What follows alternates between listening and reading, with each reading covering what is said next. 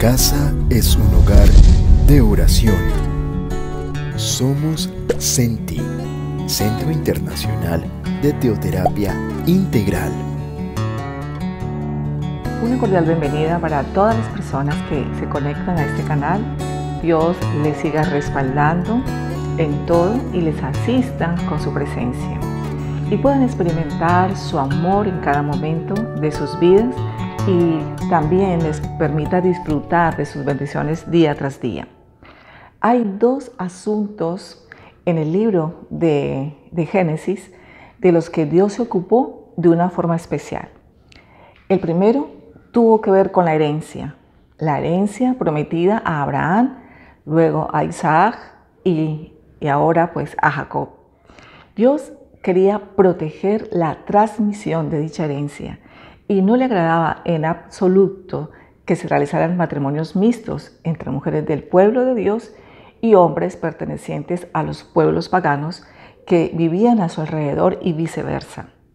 El segundo asunto importante era el entorno del individuo, lo que tenía relevancia especialmente en la vida de Jacob, que tenía una familia numerosa y en este relato se concentra en su hija Dina porque ella se vio complicada en los trágicos incidentes que veremos en el día de hoy. Hay aún otro factor que debemos tener en cuenta para una comprensión adecuada del libro de Génesis. Se trata de los problemas familiares, como hemos venido tocando durante todo este recorrido. Hubo conflictos y problemas en la familia de Abraham, así como en la familia de Isaac. Esaú era el hijo favorito de Isaac y Jacob el de Rebeca. Y ahora vamos a mirar las situaciones muy problemáticas en la familia de Jacob. El capítulo anterior terminaba con la reconciliación y despedida de Jacob y Esaú. Jacob prosiguió su viaje hasta llegar a Siquem. Allí, frente a la ciudad, acampó y compró esta tierra donde había plantado su tienda. Y así fue como al detenerse en su viaje, quedándose en este lugar en Siquem por un tiempo, iba a causarle a Jacob y a su familia graves problemas y una gran tragedia. Este es realmente un capítulo muy triste. A la luz de los hechos que ocurrían en este capítulo 34 del libro de Génesis, un escándalo y un suceso trágico, podemos considerar que cometió un grave error al establecerse en aquel lugar. Jacob había edificado un altar, como lo vimos, había dedicado a Dios, dando así un testimonio público de quién era para él, el Dios verdadero. Hubo un cambio indudable en su vida, pero su desarrollo y consolidación fueron lentos. Y hay en ello una lección para nosotros. En la conversión a Dios, Él nos adopta como hijos en su familia, en la que podemos comprender las verdades divinas porque el Espíritu Santo es nuestro Maestro. Y el sometimiento a su autoridad implica un cambio. Pero el alcanzar como cristianos una madurez y un crecimiento espiritual forma parte de un proceso lento. Se trata de un crecimiento en el conocimiento de su palabra y de su voluntad. Un crecimiento en la fe y en la comunión con Él. Y todo ello de acuerdo con el ejemplo de Jesucristo en este proceso, puede sucedernos como muchos cristianos y como siervos de Dios en la Biblia. Por ejemplo, el apóstol Pedro, que a veces tropezaba y otras veces caía.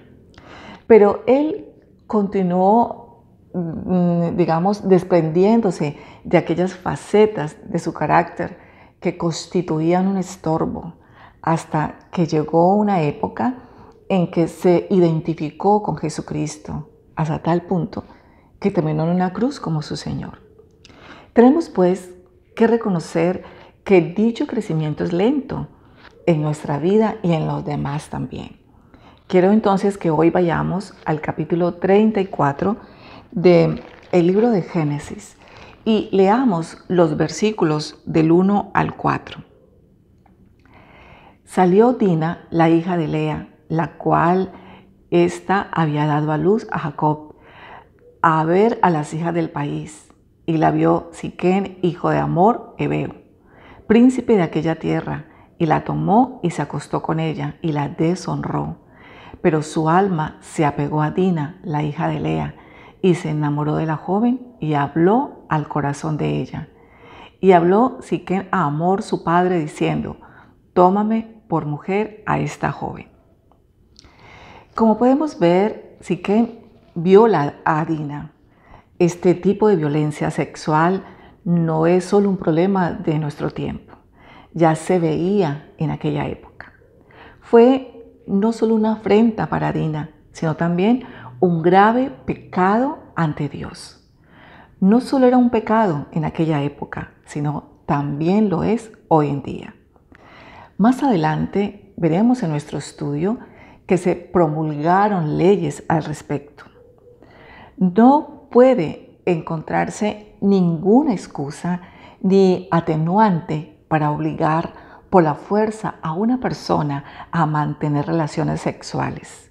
Esta es una acción de horribles consecuencias en las que las heridas físicas son solo una parte, ya que afecta a la totalidad de la personalidad, a las emociones, los pensamientos, los sentimientos y los sueños.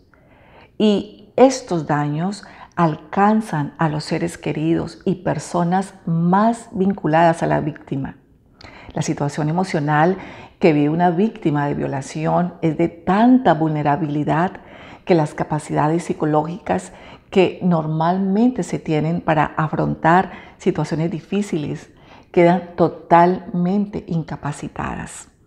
Son muchas las consecuencias psicológicas que el trauma por violación deja en la víctima de manera inmediata e incluso persistiendo a lo largo del tiempo.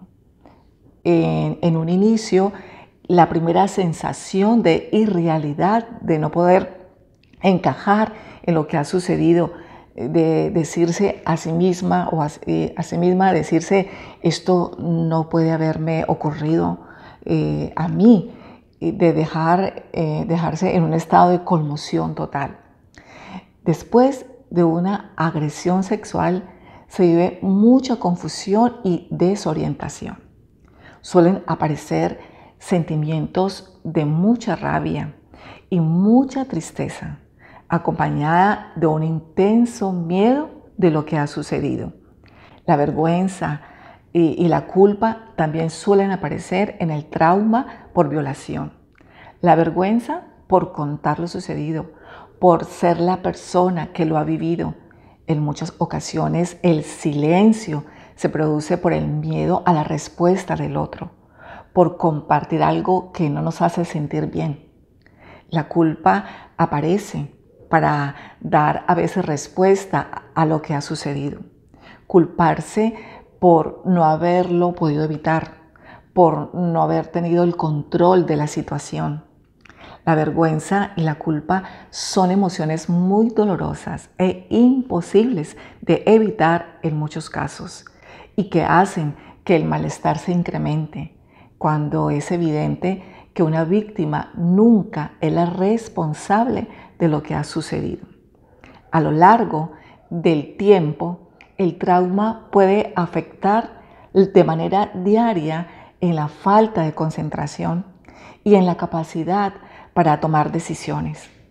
Suelen aparecer síntomas de vergüenza, nerviosismo, ansiedad, estar en un estado constante de preocupación. Aparece la depresión, esa angustia, esa desesperanza, pocas expectativas de futuro, disminución de las actividades placenteras, aislamiento en las relaciones, problemas en el sueño, pérdida de la autoestima, ingestión de drogas, desconfianza, miedo, hostilidad hacia el sexo de quien agredió o hacia la familia si se siente que no se protegió.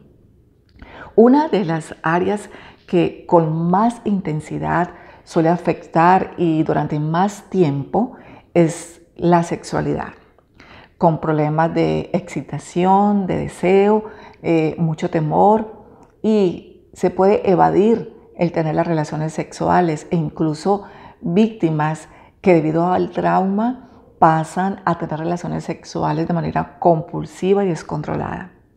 Algo que genera muchísima angustia e indefensión a una víctima con traumas por violación es también la reexperimentación de manera recurrente de la agresión, en forma de pensamientos, de recuerdos, de pesadillas en sueños.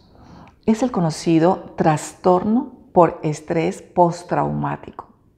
Las consecuencias suelen ser mayores mientras más cercanas afectivamente sea quien agredió, mientras más violencia haya existido, mientras más tiempo haya sucedido y mientras menos se haya creído o apoyado a la víctima. Es muy triste cuando, han llegado mujeres a contarme estos episodios de violación, sobre todo de los padres hacia sus hijos.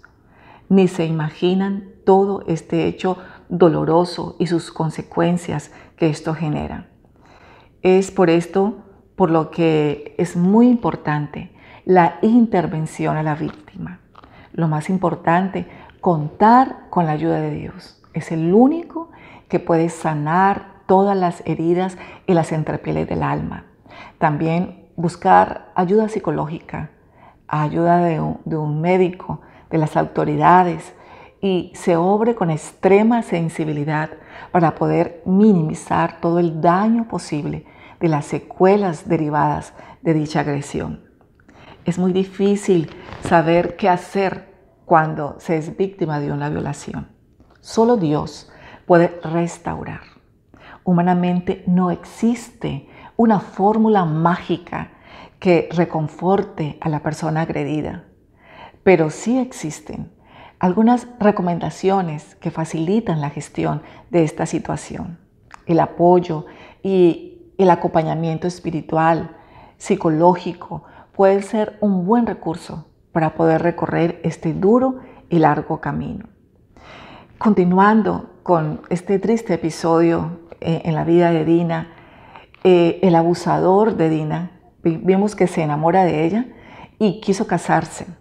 Jacob, al enterarse de este acto tan desastroso que le hicieron a su hija, esperó que sus hijos llegaran del campo para contarle lo sucedido. Obviamente hubo tristeza y enojo ante esta vileza en gran manera, porque Siquem había cometido una infamia en Israel, acostándose con la hija de Jacob, pues tal acto no debió cometerse.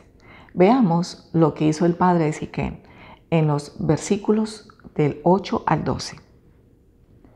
Y Hamor habló con ellos diciendo: el alma de mi hijo Siquem se ha apegado a vuestra hija. Os ruego que se la deis por mujer y emparentad con nosotros. Dadnos vuestras hijas y tomad vosotros las nuestras y habitad con nosotros, porque la tierra estará delante de vosotros. Morad y negociad en ella, y tomad en ella posesión. Siquem también dijo al padre de Dina y a los hermanos de ella: halle yo gracia en vuestros ojos, y daré lo que me dijereis. Aumentad a cargo mío mucha dote y dones, y yo daré cuanto me dijereis, y dadme la joven por mujer. El padre de Siquem ofreció las correspondientes compensaciones económicas. Les dijo que les daría lo que pidieran, cuanta dote y presentes quisieran, con tal que le dieran a Dina como esposa para su hijo. Pero los hijos de Jacob respondieron a Siquem y a su padre Hamor con engaño, porque Siquem había deshonrado a su hermana Dina. Y les dijeron que no podían hacer tal cosa, dar su hermana a un hombre no circuncidado, pues para ellos eso era una gran deshonra. Solo con una condición los complacerían: Debían circuncidarse cada uno de los varones y así podían emparentar en matrimonio y morarían con ellos. Jacob debió haber intervenido. Él debió haber asumido el liderazgo de su familia. Y lo primero que debería haber hecho era evitar que sus hijos engañasen a Hamor y a Siquem. Sin embargo, sus hijos tomaron la iniciativa. Lo que llama la atención de esta actitud es que la violación, el verdadero motivo de la deshonra, o sea, el pecado verdaderamente censurable, es pasado por alto. Y los hijos de Jacob basaron su reproche en las reglas que Dios había establecido sobre los matrimonios con hombres no circuncidados y por lo tanto fingieron acceder a las peticiones de Hamor con la condición de que todos los hombres del pueblo se sometiesen al rito de esta circuncisión. Y leemos en los versículos del 20 al 23, entonces Hamor y Siquem su hijo vinieron a la puerta de su ciudad y hablaron a los varones de su ciudad diciendo: estos varones son pacíficos con nosotros y habitarán en el país y traficarán en él, pues he aquí la tierra es bastante ancha para ellos. Nosotros tomaremos sus hijas por mujeres y les daremos las nuestras, mas con esta condición consentirán estos hombres en habitar con nosotros, para que seamos un pueblo, que se circuncide todo varón entre nosotros, así como ellos son circuncidados. Su ganado, sus bienes y todas sus bestias serán nuestros. Solamente convengamos con ellos y habitarán con nosotros. Y empezamos a ver las maquinaciones de ambas familias. Los hijos de Jacob pretendían engañar a Hamor y a su hijo y a su pueblo para vengarse por la deshonra de su hermana Dina. Y las motivaciones que animaban a Hamor y a Siquem eran diversas. Hamor tenía interés de apropiarse, gracias a este matrimonio y a la progresiva integración entre la familia de Jacob y su propio pueblo, de las riquezas que Jacob poseía. Por su parte, Siquem, que estaba enamorado de Dina, solo deseaba casarse con ella, lo cual en aquel momento parecía la mejor solución. Fue así como las razones de los hijos de Jacob convencieron a los habitantes de la ciudad que se circuncidasen. El practicar el rito de esta circuncisión en personas que no tenían un conocimiento del significado de este acto indicativo del pacto y de la relación de Dios con su pueblo fue un gran error. Y leemos en los versículos 24 al 27. Y obedecieron a Hamor y a Siquem su hijo todos los que salían por la puerta de la ciudad, y circuncidaron a todo varón a cuantos salían por la puerta de su ciudad. Pero sucedió que al tercer día, cuando sentían ellos el mayor dolor, dos de los hijos de Jacob, Simeón y Leví, hermanos de Dina, tomaron cada uno su espada y vinieron contra la ciudad que estaba desprevenida y mataron a todo varón, y a Hamor y a Siquem su hijo los mataron a filo de espada, y tomaron a Dina de casa de Siquem y se fueron. Y los hijos de Jacob vinieron a los muertos y saquearon la ciudad por cuanto habían amancillado a su hermana. Aquí tenemos la conclusión y el desenlace del engaño planeado por Simeón y Leví, hermanos de Dina, impulsados por la pasión de la venganza que los llevó demasiado lejos a cometer un crimen horrible. Ni la violación ni el intento de Hamor de apropiarse de las grandes riquezas que Jacob había acumulado en Harán podían de ninguna manera justificar la acción malvada y brutal de Simeón y Leví. Lo que hubo fue una gran masacre. Realmente la convivencia entre aquellos pueblos resultaba imposible. Luego se añadieron a la masacre los otros hijos de Jacob, lo cual también revela la existencia de codicia en la familia de Jacob. Sus hijos llegaron y saquearon toda la ciudad. Tomaron las ovejas, las vacas, los asnos, todo lo que había en la ciudad y en el campo, todos los bienes, se llevaron cautivos los niños, las mujeres, robaron todo lo que había. No hay nada loable en la cruel venganza. No es cierto que la venganza sea dulce, aunque la ciencia pretenda explicar esta frase, que se dice que la venganza es dulce, cuando hicieron varios experimentos para mirar el comportamiento del ser humano y llegar a la explicación de esta famosa frase. La venganza es dulce cuando se refiere a cierto grado de satisfacción que se experimenta cuando alguien que les ha hecho daño recibe su merecido. Pero, ¿qué hay de cierto en esta idea? Nada justifica una acción vengativa. De pronto, en algún momento de nuestras vidas sentimos ganas de vengarnos de una acción que nos generó daño o molestias. Y muchas veces también nos encontramos con personas que nos aconsejan que lo mejor que podemos hacer ante esa ofensa o ante ese daño es vengarnos. Pero veamos lo que dice la palabra de Dios al respecto. Y yo quiero que ustedes abran sus Biblias en el libro de Romanos y vayan al capítulo 12, los versículos del 19 al 21, que nos dice, nos resume esta actitud que Dios espera de los creyentes ante un hecho de venganza. Y dice así la palabra de Dios. No os venguéis vosotros mismos, amados míos, sino dejad lugar a la ira de Dios, porque escrito está, mía es la venganza, yo pagaré, dice el Señor. Así que si tu enemigo tuviere hambre, dale de comer. Si tuviere sed, dale de beber. Pues haciendo esto, ascuas de fuego amontonarás sobre su cabeza. No seas vencido de lo malo, sino vence con el bien el mal. Y también dice la palabra de Dios en la epístola de Santiago, en el capítulo 1, versículo 20, nos dice, porque la ira del hombre no obra la justicia de Dios.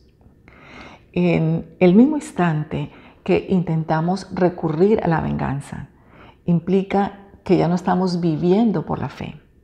Es como si estuviésemos admitiendo que no confiamos en que Dios va a actuar y nos va a hacer justicia.